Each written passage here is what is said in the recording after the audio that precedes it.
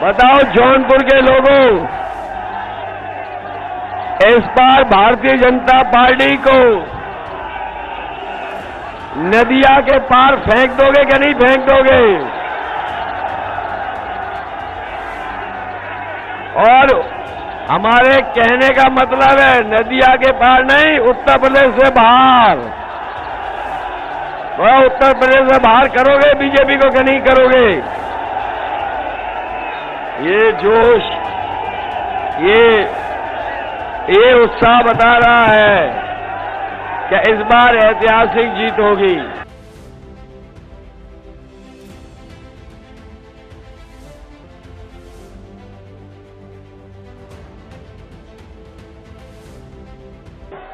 जब 7वें चरण की, तो जब जौनपुर से शुरुआत होगी तो जौनपुर में एक भी सीट भारतीय जनता पार्टी को मिलने वाली नहीं है।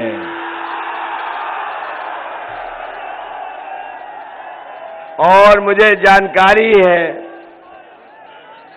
बीजेपी के नेता कार्यकर्ता शांत पड़े हुए हैं। जौनपुर में तो पूरी तरीके से भारतीय जनता पार्टी के नेता कार्यकर्ता शांत पड़े हुए हैं। वो जानते हैं कि जौनपुर में इस बार उनकी कोई चाल चलने वाली नहीं है।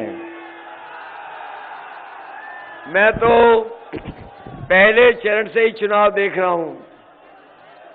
पहला चरण, दूसरा, तीसरा, चौथा, 5वां और 6ठे में वोट कल पड़ने जा रहे हैं और आखिरी चरण आपका है। पहला चुनाव में ऐसा देख रहा हूं जिसमें जनता चुनाव लड़ रही है। जनता ने चुनाव की शुरुआत होते ही मन बना लिया और मैं जन समर्थन जो देख रहा हूं, छतें भरी पड़ी हैं, दीवालों पे लोग बैठे हैं। जहां सामने मुझे पेड़ों पे लोग दिखाई दे रहे हैं, वहीं मैं ये बरगद के पेड़ पे भी देख रहा हूं लोग दिखाई दे रहे हैं। ये नीम के पेड़ पे भी लोग हैं। और ये पेड़ जो है वन विभाग का सबसे प्रिय पेड़ है। जब उनका वन विभाग का मन नहीं लगता तो यही पेड़ लगा देते हैं। इसे शायद चिलबिल बोलते हैं। तो ये जो जन समर्थन दिखाई दे रहा है, पीछे मैं छतें देख रहा हूं पीछे। भाई लाउड स्पीकर को बचा के बैठे रहना। अकेले बैठे और 2 लाउड स्पीकर है वहां पर, तो छत भरी दिखाई दे रही है। ये जन समर्थन जब वोट पड़ेगा, और मुझे तो ये लग रहा है कि इस बार ललई जी के पक्ष में यहां पर इतनी धुआंधार वोटिंग होने जा रही है, इतनी धुआंधार वोटिंग होने जा रही है कि धुएं वाले धुआं धुआं हो जाएंगे। इधर आपने उनके नेताओं के भाषण सुने होंगे। बीजेपी के नेता बड़े बड़े उत्तर प्रदेश में घूम रहे हैं, जहां देखो वहां दिखाई दे रहे हैं। और 7वें चरण में तो सब इकट्ठे आ जाएंगे। लेकिन कभी उनकी बातों को सोचना और समझना, जब आप सोचोगे और समझोगे तो आप पाओगे कि उनके जो छोटे नेता हैं वो छोटा झूठ बोल रहे हैं, और जो बड़े नेता हैं वो बड़ा झूठ बोल रहे हैं, और जो सबसे बड़े नेता हैं वो सबसे बड़ा झूठ बोल रहे हैं। बताओ बीजेपी के लोग झूठ बोलते हैं कि नहीं बोलते हैं?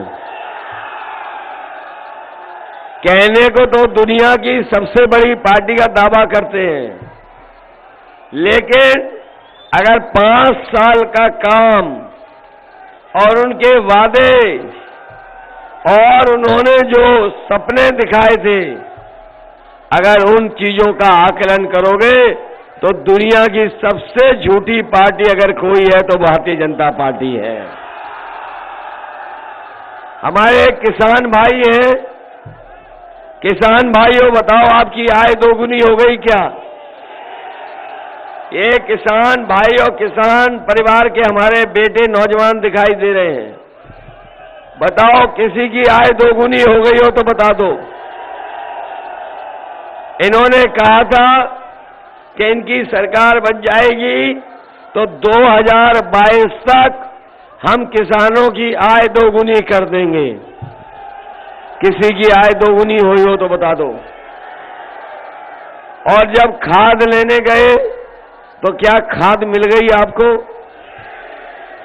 और डीएपी लेने गए तो क्या डीएपी मिल गई? और जब खाद की बोरी आपने देखी होगी तो बताओ खाद की बोरी से चोरी हो गई कि नहीं हो गई? कभी कभी मैं सोचता हूं कि ये भारतीय जनता पार्टी के लोगों ने चोरी कहां से सीखी है। कभी आपने सोचा कि ये चोरी कहां से सीखी होगी जो 5 किलो निकाल लिया बोरी में से? आपने पुराना कभी पार्ले जी का बिस्किट पैकेट खाया था? जब पहले पार्ले जी का बिस्किट आता था पैकेट इतना बड़ा होता था, और जैसे जैसे महंगाई बढ़ी और उन्होंने मुनाफा कमाना शुरू किया, बताओ पैकेट छोटा हो गया कि नहीं हो गया? अब इतना छोटा मिलता है। इसलिए सावधान रहना। ये बीजेपी वाले दोबारा आ गए तो अभी तो 5 किलो की चोरी कर रहे हैं, अगली बार 10 किलो की चोरी करेंगे। न केवल ये खाद में से चोरी कर रहे हैं, बल्कि बताओ डीजल पेट्रोल महंगा हो गया कि नहीं महंगा है? आपके पेट्रोल 100 के पार हो गया कि नहीं हो गया? याद रखना, बीजेपी वाले आ गए तो 200 रुपए में पेट्रोल बिकेगा, 200 रुपए में। सावधान हो कि नहीं हो? सावधान हो कि नहीं हो? पेट्रोल बेचेंगे बहुत महंगा। बीजेपी के लोग घर घर प्रचार कर रहे थे कुछ दिन पहले। इनके बड़े नेता घर घर जाके प्रचार कर रहे थे, घर घर जाकर के पर्चे बांट रहे थे। आपने देखा कि एक नेता पर्चा बांट रहा था कि थूक बांट रहा था? और उनकी वो बात जो लैपटॉप पे कही है उन्होंने, बताओ जनता लोटपोट हो रही है कि नहीं हो रही है? वो कह रहे हैं बीजेपी वाले कि जो इंटर कर लेंगे और जब 12वां में जाएंगे तब उन्हें लैपटॉप मिलेगा। अरे शुक्र है बीजेपी वालों, तुमने ये नहीं कहा कि इंटर करने के बाद जो 10वें में एडमिशन लेगा उसे लैपटॉप देंगे। ये जो हमें एक लैपटॉप दिखाई दे रहा है इस नौजवान के हाथ में, क्या ये लैपटॉप बाबा जी वाला है? बाबा जी तो कह रहे थे कि हमने बहुत लैपटॉप बांटे हैं, तो आपके जौनपुर में नहीं बांटे उन्होंने? वो तो अभी कह रहे थे कि हमने 2 करोड़ स्मार्टफोन भी बांटे हैं। ये जो हाथों में कुछ लोगों के हमें दिखाई दे रहे हैं स्मार्टफोन, कहीं ये बाबा जी वाले तो नहीं है? और वो क्यों देंगे आपको? जब वो चलाना खुद नहीं जानते तो क्यों आपको देंगे? और न केवल लैपटॉप चलाना नहीं जानते हैं, अभी कुछ दिन पहले उन्होंने एक तस्वीर लगाई थी अपनी, जिसमें वो खुद पूरब देख रहे हैं और जनता पश्चिम देख रही है। याद है कि नहीं याद है? और तब हमें जानकारी हुई कि ये स्मार्टफोन भी नहीं चला पाते हैं। नौजवानों, हम ये कहना चाहते हैं कि अगर आज के समय पर कोई टेक्नोलॉजी को नहीं जानता है, इंटरनेट को नहीं समझता है और हमारे मोबाइल और लैपटॉप की कीमत को नहीं समझता, तो वो बताओ प्रदेश कैसे चलाएगा। इसलिए समाजवादियों ने तय किया है, आने वाले समय में हमें नौजवानों के लिए नए कोर्स शुरू करने पड़े। ITI पॉलिटेक्निक में व्यवस्था बनानी पड़े और चाहे कॉलेजों में नए तरह की पढ़ाई का कोर्स लाना पड़े। समाजवादी पार्टी लाएगी और नौजवानों को 22 लाख उसमें रोजगार दिलाने का काम करेंगे। क्योंकि इधर आपने देखा होगा कि बहुत सारी चीजें, बहुत बड़े कारोबार आज इंटरनेट, कंप्यूटर और मोबाइल से हो रहे हैं। इसलिए समाजवादी पार्टी तैयारी करके अपने नौजवानों का भाग्य और अपने नौजवानों को आने वाले समय की जो चुनौतियां, उनका मुकाबला करने के लिए तैयार करेंगे। बहुत हमें दिखाई दे रहे नौजवान, ये कई ऐसे नौजवान हैं जो सुबह उठ करके दौड़ कर करके तैयारी कर रहे हैं फौज की या पुलिस की। बताओ 3 साल से कोई फौज में भर्ती हुई हो तो बता दो। इसलिए हम उन गर्मी निकालने वालों को कहना चाहते हैं कि समाजवादी सरकार आएगी तो अपने नौजवानों के लिए भर्ती निकालने का काम होगा। न केवल पुलिस में भर्ती होगी बल्कि फौज की भी भर्ती निकलवाने का काम समाजवादी सरकार में होगा। इधर नौजवानों की उम्र बढ़ गई है। 3 साल जो बीमारी आई जिसके कारण हमारे नौजवानों की उम्र बढ़ गई, उत्तर प्रदेश में तो आयु सीमा की तो छूट देंगे ही देंगे, लेकिन हम फौज के लिए भी दिल्ली से कहेंगे कि जब 3 साल फौज में भर्ती नहीं हुई है तो कम से कम आयु की सीमा की भी छूट हमारे नौजवानों को मिलनी चाहिए। बताओ, मदद करोगे आप लोग? और ये जो गर्मी निकालने वाले हैं हमारे बाबा मुख्यमंत्री, छठवें में तो निकाल ही रहे उनकी भाप। बताओ 7वें चरण में जौनपुर वाले उनकी भाप निकालोगे कि नहीं निकालोगे? ये जो गर्मी निकालने वाले हैं जब जौनपुर में आएंगे तो अपने आप भाप निकल जाएगी उनकी। ये मान लें कि जौनपुर की सभी सीटें जीतने जा रहे हैं, तभी मुझे लगता है कि भारतीय जनता पार्टी के जो लोग, नेता, कार्यकर्ता शांत पड़े हैं, जौनपुर के लोगों ने उन्हें मौनपुर में बना दिया, बिल्कुल मौन बना दिया उन्हें। बताओ, मौन कर दिया कि नहीं कर दिया? 5वें चरण तक तो शांत तो मौन हो गए हैं। अगली जिम्मेदारी आपकी है।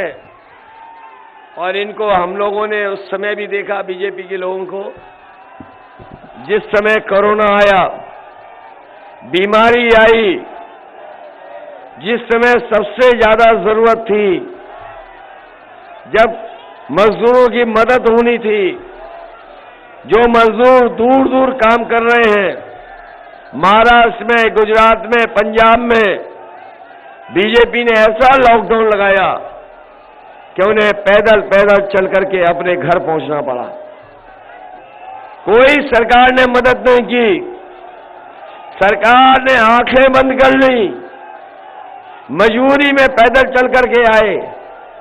और कई मजदूर परिवार ऐसे हैं जो अपने परिवार तक नहीं पहुंच पाए, उनकी रास्ते में ही जान चली गई, मौत हो गई। अगर उस समय किसी ने मदद की तो वो समाजवादी पार्टी थी और उन परिवारों की मदद करने का काम किया था। मुझे याद है जौनपुर का एक मुंबई से अपने पूरे परिवार को बैठा करके ऑटो रिक्शे से चल दिया। वो ऑटो रिक्शे से आया, रास्ते में उसका एक्सीडेंट हो गया। न केवल उसके परिवार के सदस्यों की जान गई, बल्कि जो लोन पर लिया था ऑटो वो भी पूरा बर्बाद हो गया। मुझे याद है मैंने वो खबर जब बीबीसी में पढ़ी, उसी समय मैंने मन बना लिया कि इसकी मदद करेंगे। और आप जानकारी होगी और आप पता कर लेना, समाजवादी पार्टी से मैंने उस परिवार की 2 लाख से मदद करने का काम किया। मैं जानना चाहता हूं कि जिस समय मजदूर भाई अपने घर और गांव जाना चाहते थे, बताओ सरकार ने आंखें क्यों बंद कर ली? आंखें मूंद करके बैठ गए।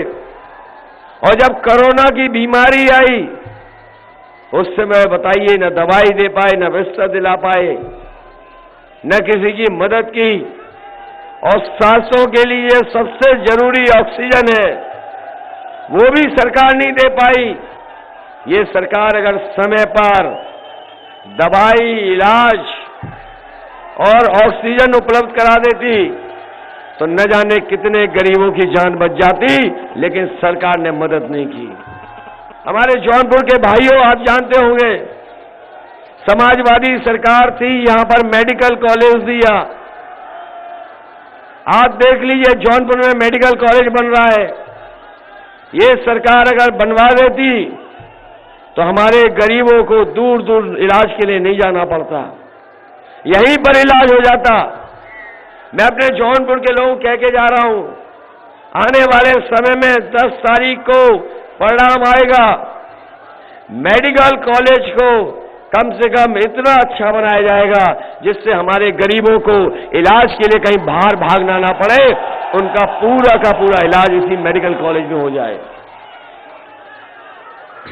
समाजवादियों ने जो एम्बुलेंस चलाई थी, बताइए बाबा मुख्यमंत्री ने वो एम्बुलेंस खराब कर दी कि नहीं कर दी? खराब हो गई एम्बुलेंस कि नहीं हो गई? और जो नई एम्बुलेंस लेनी चाहिए थी वो भी नहीं ली।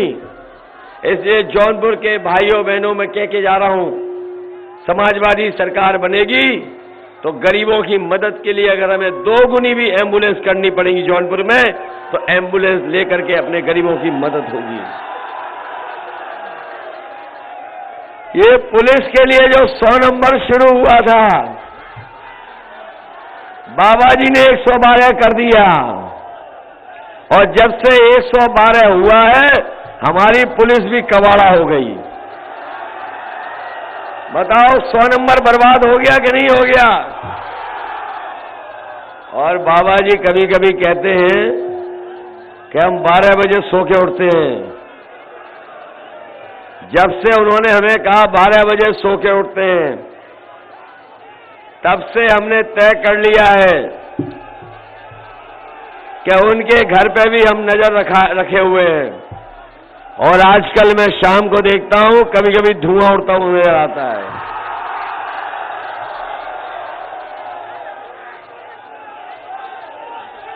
और अब तो उन्हें नींद नहीं आ रही आजकल, रात में 12 बजे 1 बजे उठ जाते हैं और धुआं मांगने लगते हैं कि धुआं लाइए तभी नींद आएगी।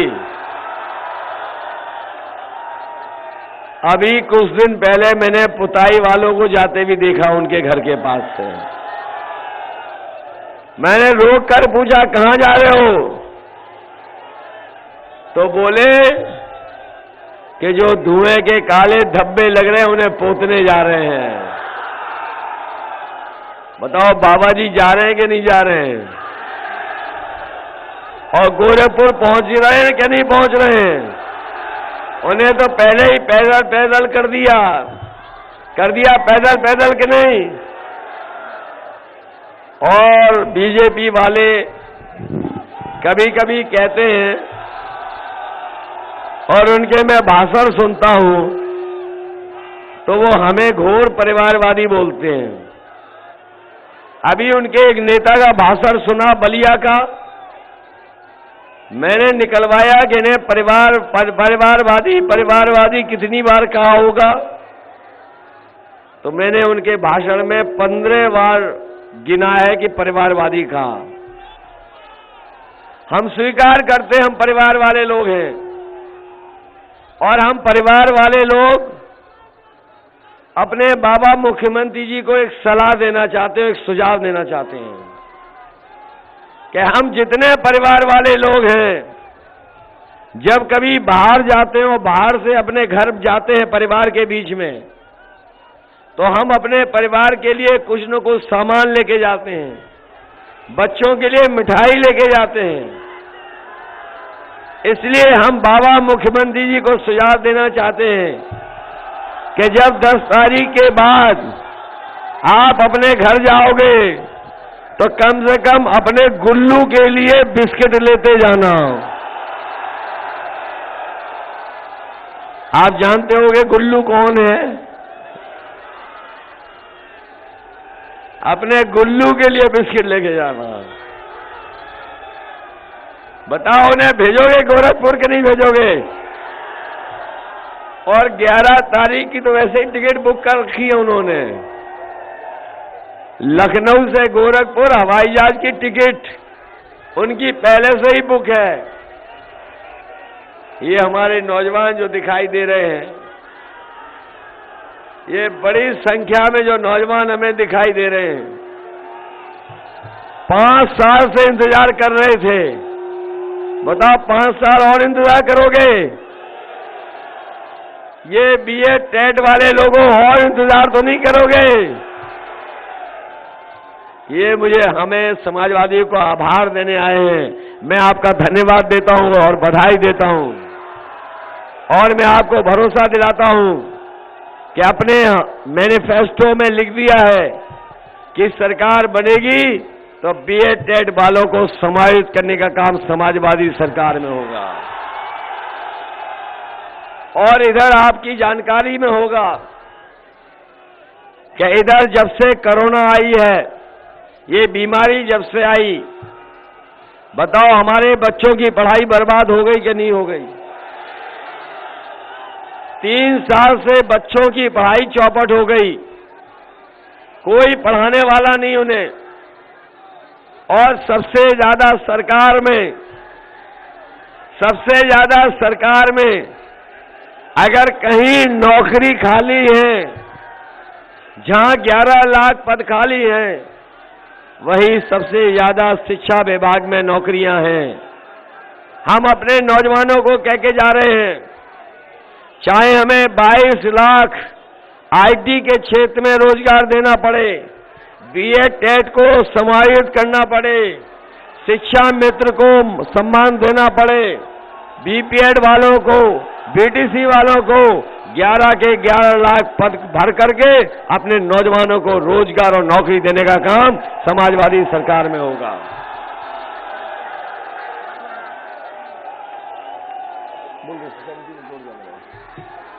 इसलिए याद है कि नहीं याद है? बीटीसी, शिक्षा मित्र, बीपीएड, हमारे बीए टेट वाले लोग। इसलिए आपकी जिम्मेदारी बनती है कि अपने बूथ पर, अपने गांव पर साइकिल की मदद करना। साइकिल की मदद कर रहे हैं? अरे अब दिन कितने बचे हैं बताओ? आज 2 तारीख है, कितने दिन बचे हैं बताओ? अब तो कोई समय नहीं बचा। इसी दिन का तो हम और आप लोग इंतजार कर रहे थे, याद है कि नहीं याद है? चुनाव की तारीखों का इंतजार कर रहे थे कि नहीं कर रहे थे? इसलिए मैं आपसे कहना चाहता हूं, ये कोई छोटा चुनाव नहीं है। ये हमारे छत पे खड़े नौजवानों, ये छोटा चुनाव नहीं है। ये देश का सबसे बड़ा चुनाव है, देश का सबसे बड़ा चुनाव है।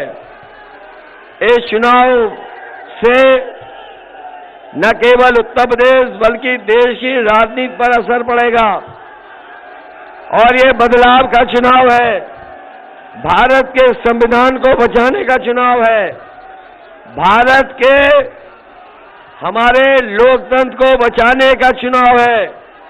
बताओ, भारत के लोकतंत्र को बचाओगे कि नहीं बचाओगे? भारत के संविधान को बचाओगे कि नहीं बचाओगे? महंगाई तो नहीं भूल जाओगे जो महंगाई हो गई है? बताओ, महंगाई हो गई कि नहीं हो गई? जब पिछली बार वोट चाहिए था, तब इन्होंने फ्री सिलेंडर बांटे थे, और आज जब वोट मांगने आ रहे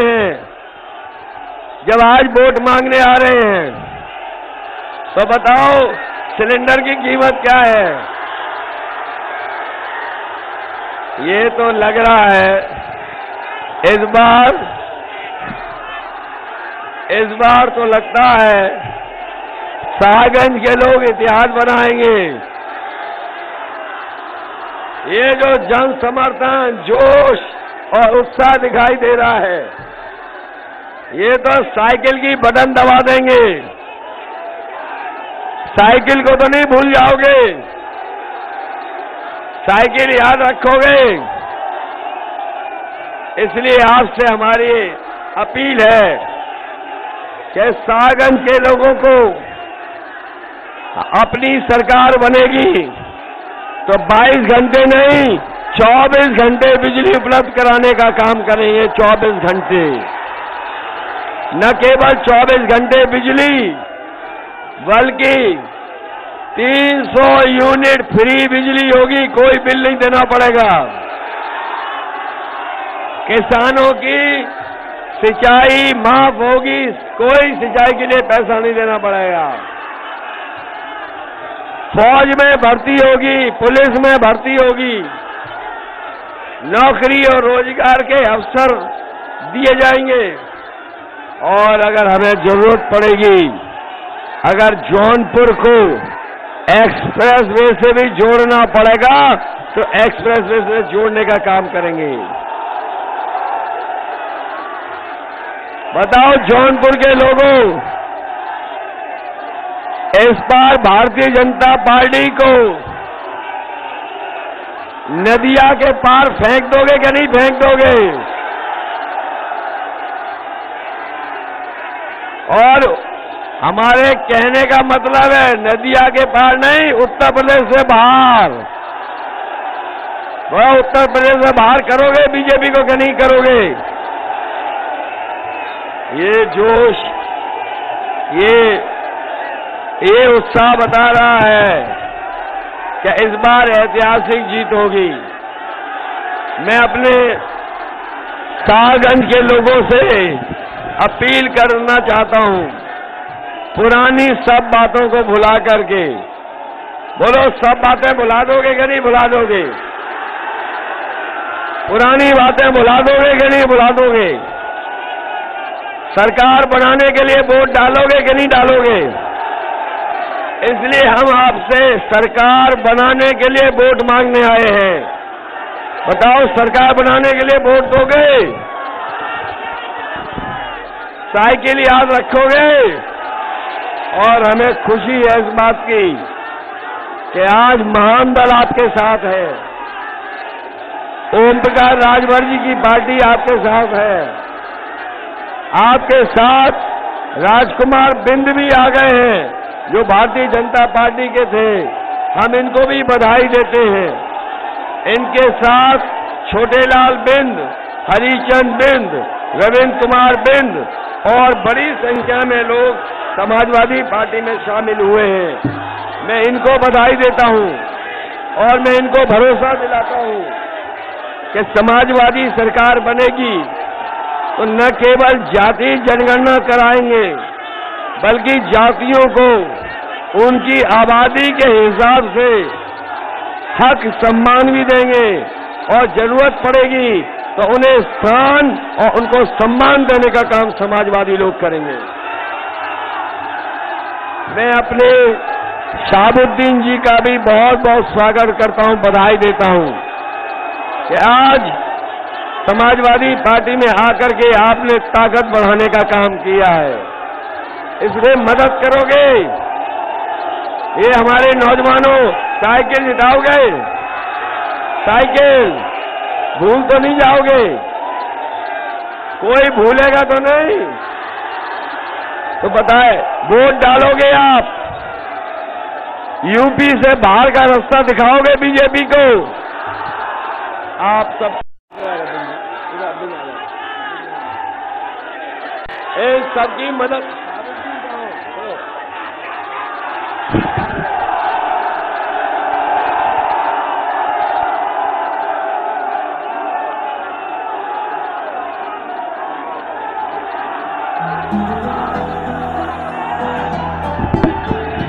जिताओगे सब लोग? जिताना आप लोग, मदद करना, सब लोग सरकार बनाने के लिए मदद करना, और आजमगढ़ में भी हमारी मदद करना। यहाँ तो कर ही रहे हो मदद, मैं आपको भरोसा दिला के जा रहा हूँ। फौज की भर्ती, पुलिस की भर्ती, सरकार के जितने भी रोजगार के और नौकरी के पद खाली सभी भरे जाएंगे। बीए टेट को समायोजित किया जाएगा। पुलिस, हमारे नौजवानों की उम्र बढ़ गई, अगर हमें आयु की छूट भी देनी पड़ेगी तो देने का काम करेंगे।